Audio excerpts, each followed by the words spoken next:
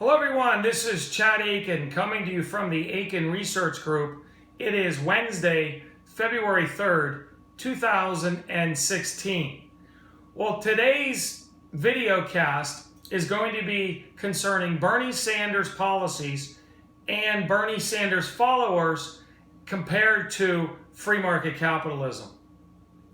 Now, we just got done with recording the 2 Minutes in the Danger Zone, to which we just barely covered some of the thinking behind Bernie Sanders and why he's gaining popularity. So let's expand on that here. And hopefully, this video might be 20 minutes long, but I'm really excited to be able to give the Republicans out there or people that are in opposition to Bernie some actual ammunition, instead of just saying that Bernie is, some phony or some quack or anything like that. Let's get down to the nitty-gritty of what actually Bernie is proposing. Now, in the 2 Minutes in the Danger Zone, we really took a high-level view as to what Bernie Sanders is saying. And a lot of the Bernie Sanders types, what they do is they make the assumption that America and the United States is 100% free market capitalism. So then any types of problems that are arising in the economy, well, if you believe that the economy is 100% free market capitalism, well then free market capitalism has to be to blame, right? That would make sense. And that's what Bernie thinks. Because the reality is that in America, we do not have a 100% free and 100% free market economy. Even though our past and our tradition, our foundation that's made us, in the last 200 years or so, race to the top in the world, is basically, that's our foundation. But over time, we've been losing our freedoms, and this economy has been being injected with socialism. So that if we're going to take a look at some marbles in a jar, that this would be 100% free market capitalism, and this would be socialism. So what happens is, especially with the young, that the young, when they're born into the system and they're told that this is 100% free market capitalism, in reality it isn't. Now, we can debate as to what percentage is free market capitalism and what is socialism, but let's just assume that the arrow in the basketball game is pointing more towards socialism, especially in the last 7 years, than it is reverting back to freedom, responsibility, and free market capitalism. So over time, and we've said both parties are subject to this, but a large percentage of it is for the far left, the liberal left. So what happens? So they see some injustices, according to the liberal Democrats, with 100% free market capitalism. And then what they do is they have solutions that, while they may or may not be good-hearted, right, in thinking they're solving the problem, actually when they inject socialistic policies into free market capitalism, it's like injecting cancer, and unfortunately I hate to use that example, but it's like somebody coming up with cancer, right? It's socialism is cancerous to the American economy. Okay, so now, well, yes, we still have free market capitalism in the economy, but now we've got some cancer. We have some socialistic policies. Now, what's ironic is when Bernie Sanders brings about certain issues, those issues are the issues that were caused by implementing socialistic policies that Bernie wants to implement. Bernie basically believes that he's wanting to do more cancer, more chemo, and when that is actually what the problem is. It's a hell of a trick. Now, for those that we claim, and what I've said before, have the far left liberal virus. The liberal virus is like Michael Savage says. He came up with the virus analogy, to which I think is pretty good. So those that have the liberal leftist virus, I can see where Bernie Sanders' passion and trying to right wrongs actually may look attractive to somebody with the virus, right? But the reality is that this economic system of free market capitalism, along with liberty or freedom, and combine that with Judeo-Christian values, is the most powerful formula the world has ever seen for creating wealth and taking people out of poverty. So here's what happens. So let's just assume we were to write down on a piece of paper free market capitalism and all of the negatives associated with free market capitalism. You know, there would be a long list of positives, and obviously there's some negatives. Here's where the problem lies, is that traditional Democrats and politicians, they want to tinker with some of the negatives that are associated with free market capitalism. What the traditional Democrats and the politicians feel is, well, wait a minute, can we lessen some of these negatives? Can we change some of these negatives or eliminate them that actually will make free market capitalism even better? Well, the answer to that, at least from our perspective, is no. See, once you start tinkering with these negatives, once you start trying to eliminate these negatives, you're actually injecting socialism into the equation. And so while it may be an endeavor that you might think, well, if we could eliminate all the negatives and keep all the positives, wouldn't that be better? Well, I think the reality of free market capitalism is some of the negatives come with the absolute best system in the world. You can't change them. Can you tinker with them a little bit? Well, there's where the problem lies. You open up the door for the politicians on the left, and now they want to swing the door wide open. Now, Bernie Sanders on his website talks about, the grand experiment isn't working. The grand experiment isn't working? I mean, are you kidding me? The grand experiment is working. I mean, it has worked. It's taken us to the top. It's created more wealth than the world's ever seen. But what's happening is the grand experiment is now not working, so to speak, because of individuals like Bernie Sanders and the left and politicians putting in socialism into the American economy. Now, also the media tends to look at whether you're on the left or the right or Republican or Democrat as sort of just like, well, that's my opinion. Sort of like if you're a Steelers fan or a Broncos fan. Well, okay, they're like equal. You just happen to have one opinion versus the other. Now, we couldn't disagree with that more. And really the difference is that one system works and the other system doesn't. Now, talking about the Steelers and the tradition of the winning mindset, the winning attitude, the traditional foundation, a lot of the Steelers' principles could be somewhat associated with free market capitalism in America, right? We work hard, we're tough. I mean, that we've had ownership for a long time. Now, can you imagine? Now, the analogy would be that the Democrats and socialism is a little bit like, unfortunately, our friends to the north, the Cleveland Browns. The Cleveland Browns management, the Cleveland Browns GM. And let's just assume for a second that the Steelers ended up either having new ownership or maybe the GM changed hands. And we were now looking to replace these individuals. Now, let's assume also that now we were looking to the Cleveland Browns management, GM, and ownership and bringing them into the Pittsburgh Steelers. Can you imagine?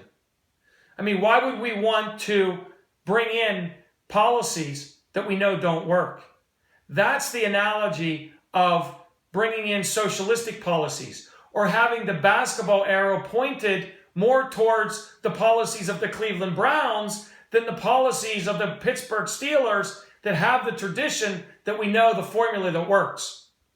It's only when we get away from those principles, those policies, that it starts to sputter.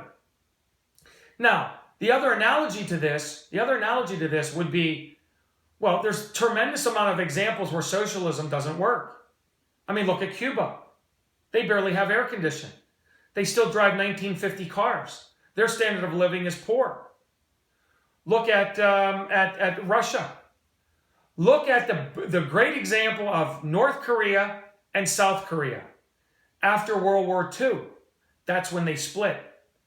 North Korea citizens at the time were actually wealthier than South Koreans. Well, what happened? South Korea took on more free market capitalism and free market approaches. Now they have a market-based economy, and that their standard of living is tremendously greater than that of North Korea. Why is that? Well, while we may state that North Korea is more communistic, it's definitely more pointed towards socialism and communism, which is what? The lack of freedom, the lack of individuality, the rule of law. I mean, all of these institutions that are the rules that allow Americans to be able to accumulate the wealth to climb the mountain. Now, if you take a look at a view from outer space and you circle the North Korea and South Korea, you will see that South Korea, they have the lights that are on. Their economy is growing. There's growth. Well, if you draw an outline of North Korea, it's basically black. It's in the dark. Now, why? Why would we want to go towards policies that are getting away from free market capitalism and try to enact policies that are the reason that people came to America to flee those policies? That's what doesn't make sense to the right, to the Republican Party, and to the conservatives. So, does Bernie Sanders sort of feel that if we had free market capitalism, he associates that free market capitalism actually rewards the so-called rich while it punishes the poor, which is incorrect, by the way. Free market capitalism pulls the poor out from poverty. Now, while it may create opportunity for the wealthier to become even more wealthy, it seems like Bernie Sanders is more concerned about that than the freedom for poverty to rise above. That's all we care about. I mean, as a household, all we care about is the stone in our shoe. Basically, we want to create more personal freedom. We want to be more masters of ourselves and more free. Actually, socialism, by putting it into capitalism, creates more dependency on Uncle Sam, and it creates less freedom. Everybody wants to be able to make and have enough money and make decisions for themselves and their family. We don't need politicians. We need politicians in government to protect our freedoms, not to invade our freedoms, to enslave us, instead of creating the economic mountain that we can climb to be freer. So Bernie Sanders tends to believe that it's a zero-sum game, that the richer the rich get, they're getting richer at the expense of taking it from the poor. Now, that is just not true.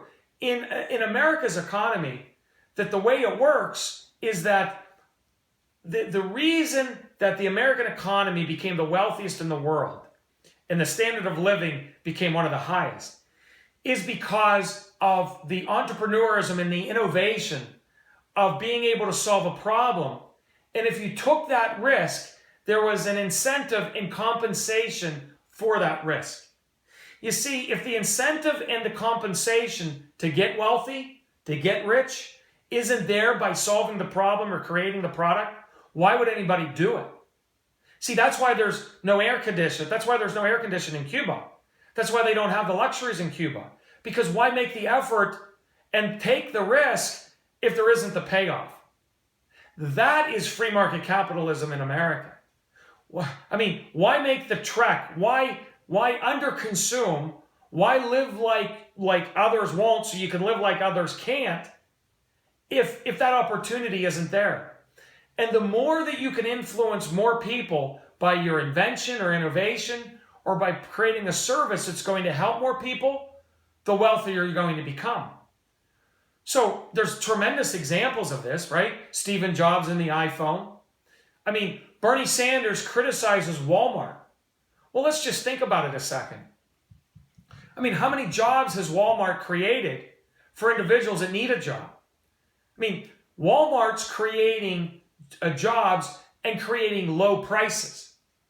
You see, what Bernie Sanders never says and talks about, he always talks about the income side of wealth, but he never talks about the expense side of wealth. So that him raising taxes are going to make costs go up. Him printing money and going more into a deficit are going to make costs go up. He never mentions the two-sided equation. More income, more costs. Or in his case, more socialism, higher prices, and higher costs. So let's just address one of the items of Bernie Sanders, and that is that anybody that works a 40-hour work week should be making a living wage. And in his opinion, the living wage should be a minimum wage of $15 an hour. Now, I don't know how he comes up with $15 an hour. I mean, I don't know why $15.50 isn't better. $16 might be better than that. Somehow he might be creating what the average wage is in America and then, basically come up with 15. I don't know how he does it.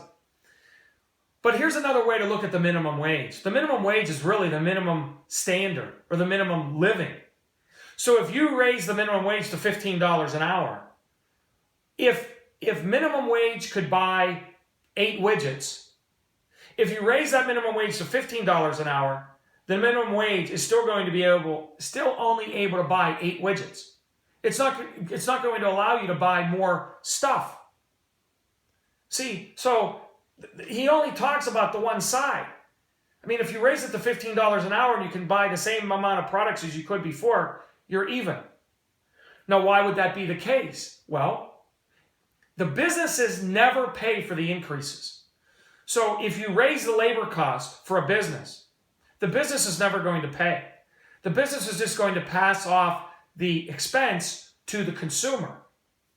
That's all that's going to happen, so that the prices are going to rise. So this argument doesn't hold water, let alone for the skill set of the low-income worker. All you're doing is creating a higher bench press. So let's assume for those of you that work out, that lift weights, that the minimum wage to get into the job, I mean, you don't want to bench press more than $7.50 an hour. If you require you to get into the job that you need to bench press 1,500, right? If you need to bench press that, well, the minorities in the inner city aren't strong enough. They don't have the skill set to bench press $15 an hour. See, they have the skill set to bench press the minimum wage. Then when they get in the job, then they can learn the skill sets that are going to allow them to bench press more, to make more. See, so this doesn't even make any sense. This is why the unemployment rate in the inner city African-American community is as high as it is. In reality, the minimum wage is too high, not too low. Now, Bernie Sanders also talks about this equal pay for equal work or equal pay for females.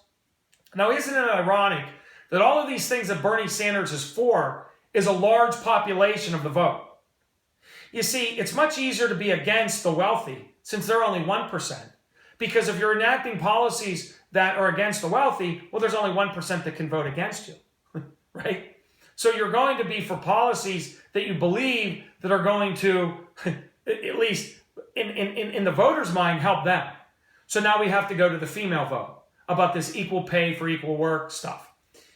Look, I believe that there might be some instances to where this might be true, but it isn't anywhere as widely held as the media wants to report that women only make 78 cents on the dollar. It's just not true. Now, it may be true in a sense that they make that, but there's a reason why they make it. It isn't because some manager believes that, well, you're a female, I'm going to pay you less.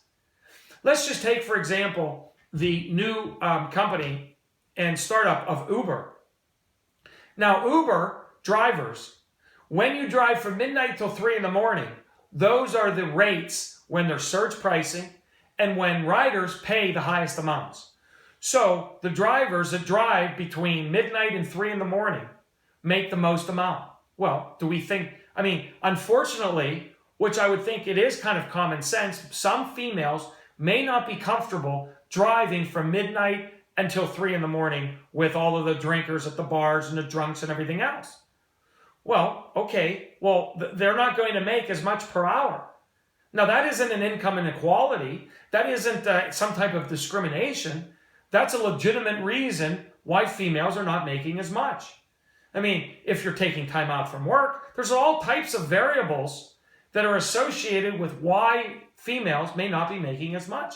I mean, if it's equal, why wouldn't the manager want to pay less then? I mean, if I've got applicants and I can pick an applicant that is equal to a guy and it's only going to cost me less, why wouldn't I hire you? Doesn't make any sense. So also Bernie Sanders talks about, he wants to create this infrastructure project and he wants to spend all of this money. Well, I don't know where he's going to get the money. I mean, Uncle Sam doesn't have any money. He only has money if he can take it from somebody else, or if they print it, or if they borrow it from China. So $1 trillion on infrastructure? Well, the gasoline taxes are supposed to pay for infrastructure. But what ends up happening is the politicians raid the gasoline fund for transportation and infrastructure for other things. So now we're short. Also, that it's sort of in one big pot, I believe. That I believe that Pennsylvania gas taxes should go to Pennsylvania roads. And that there shouldn't be this sharing or socialism when it comes to the gasoline taxes. Now, Bernie Sanders also talks about this fair tax system. Well, there's no question we need a change in the tax system. But when we're talking about it being fair, I mean, if 50% of the population doesn't pay any income taxes, is it any wonder this current administration wants to be able to put us deeper into debt? Because the current administration knows that the bottom 50% don't pay for the debt anyway.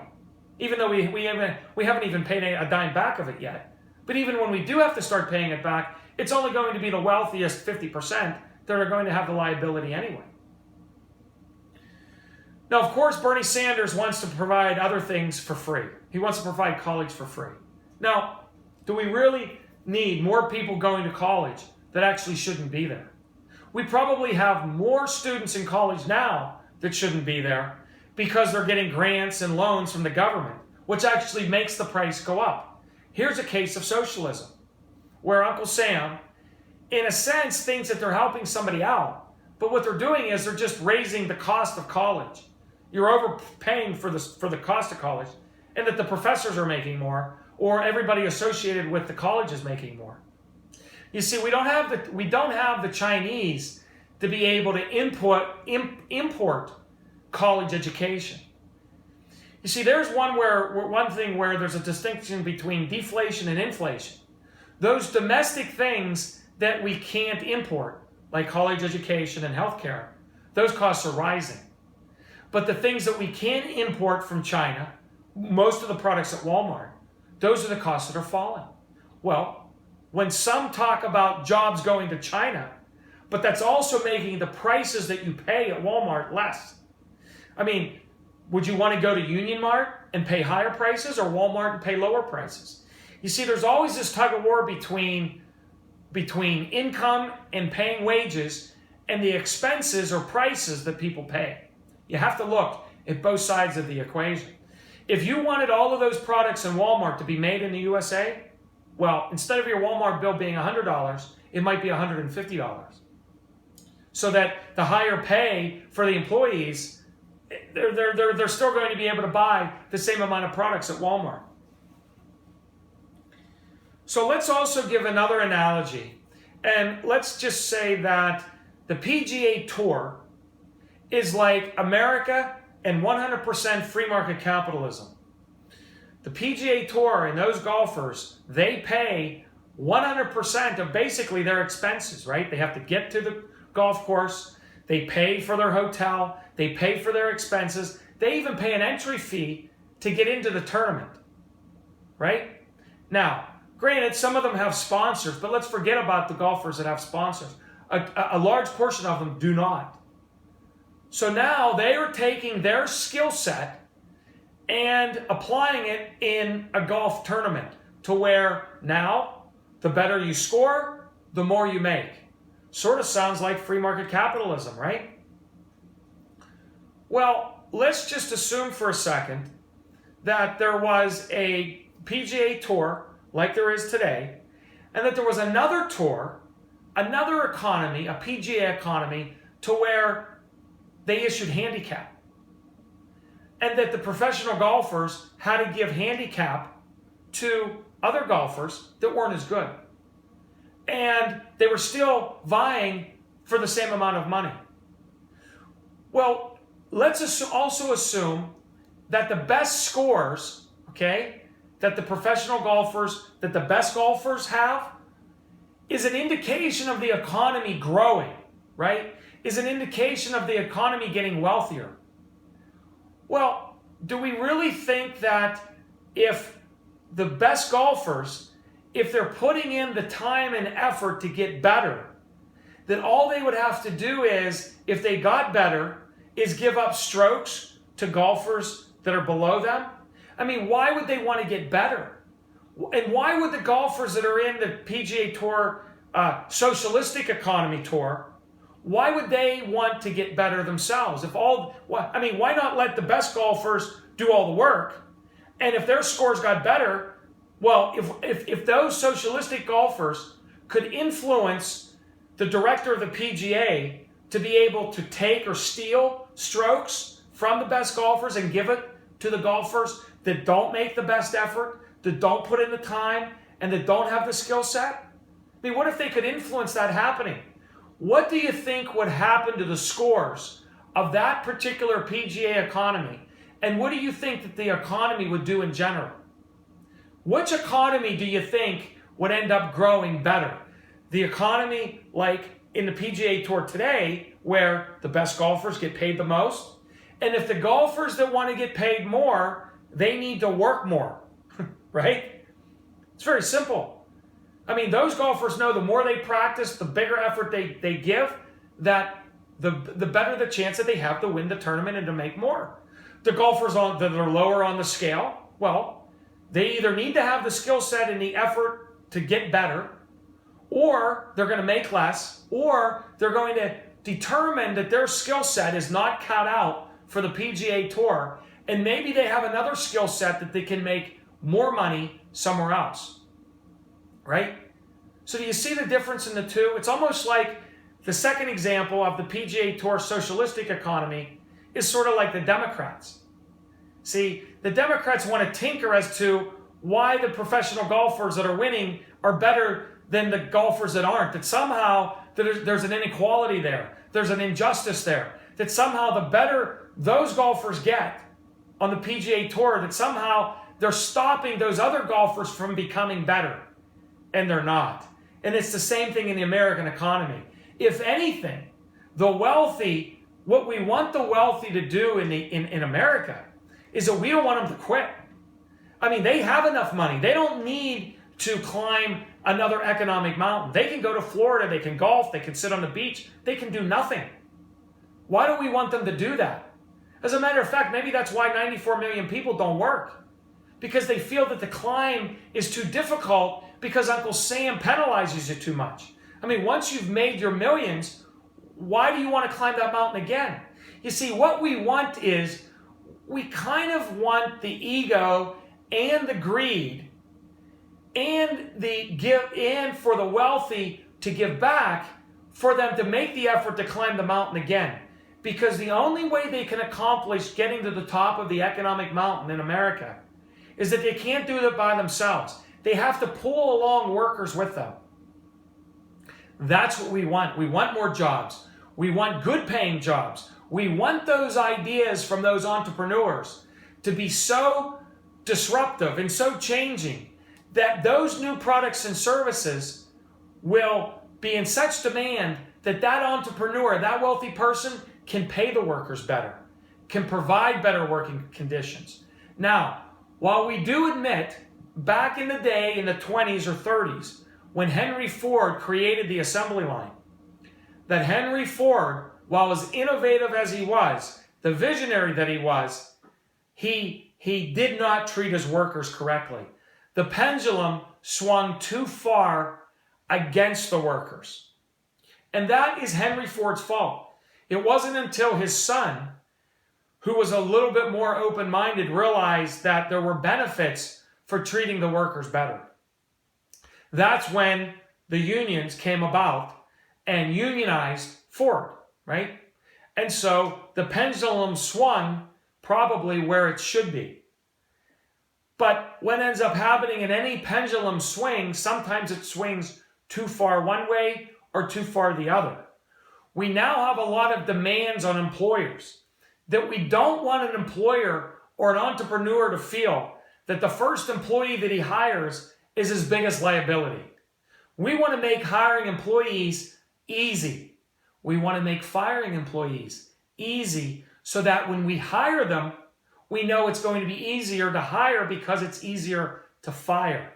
Now that may not seem like it's very compassionate, but that thinking is what's going to create an economic, a storm, right? Or economic being able to go up the mountain.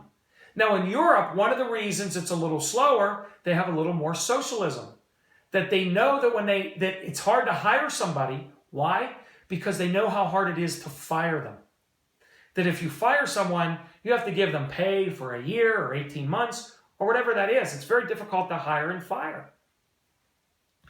Now, the example to go back to the PGA Tour and where golfers that are trying better, trying harder, are not going to make as much because they have to give up strokes to the lower golfers. In effect, we could almost say that's sort of like the public schools and the teachers. Because of the lack of incentives of doing more, being better, and getting compensated more, let's say in a bonus, because we lack that, it's like a professional golfer. Well, in the beginning, the professional golfer's motivation might be high to get better, and you have your own standard, just like a teacher would.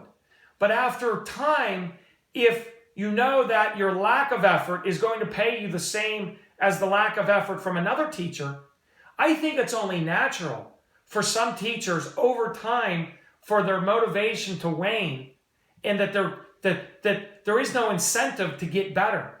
It's sort of flat. And this is why we have sort of the results that we do, the lower results for education and the kids coming out of the public schools. The same way the scores of the professional golfers would probably start to be lowered if they had to give up strokes, and that it was an even thing for the golfers that weren't as good to make as much as the golfers that are. I think what we need to do as Americans is that we need to think about what policies and decisions do we want to give up $1 of the money that we made to give it to a politician or Uncle Sam for them to make the decision as to what to do with that dollar. Now, we know when we give up that dollar to a politician that there's going to be fraud, waste, and abuse and inefficiency with that dollar. The dollar doesn't equal $1 in taxes because of the assembly line of that inefficiency. So what is it that we want government to do with our dollar? What is it that we believe that Uncle Sam can do better with our dollar than we could do for ourselves by making the decision ourselves with the money that we earned? You see, somebody that actually earns $1 is going to be much more disciplined with it than someone that didn't earn it and that is further away from that dollar than the person, the taxpayer, who actually earned it.